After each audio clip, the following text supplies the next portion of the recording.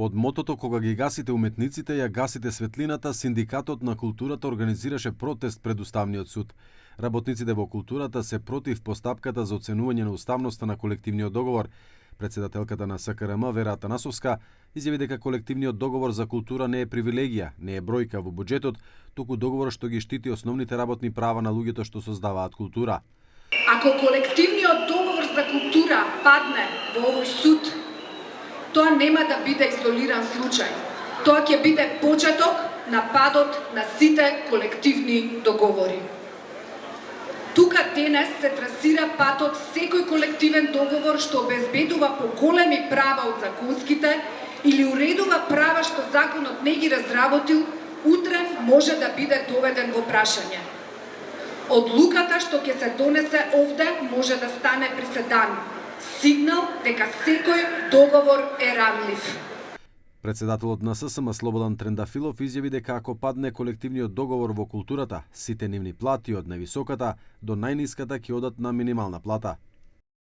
Ова не е борба само за вашиот колективен договор. Додека тие подпишуваат колективни договори, укинуваат еден колективен договор, или не дај Боже да им текне да го поништат, па да треба покрај тоа што ќе бидете на минималец и да враќате пари назад во буџетот, што веројатно е намера на поединци. Уставниот суд реагираше во врска со протестот, појаснувајќи дека во моментов е отворена постапка за оценување на уставноста и законитоста на колективниот договор за култура и на еден член од Законот за култура.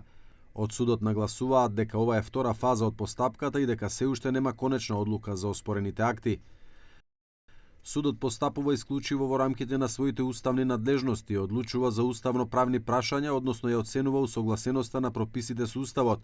Во овој контекст, предмет на разгледување не се работата, значењето или придонесот на уметниците и работниците во културата, нити нивниот статус или приходи.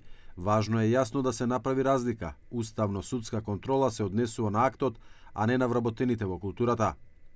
Инаку, Уставниот суд започна постапка за оценување на колективниот договор за култура по иницијатива поднесена од адвокатот Томислав Стевков, а по сопствена иницијатива започна постапка и за членот 78 од Законот за култура.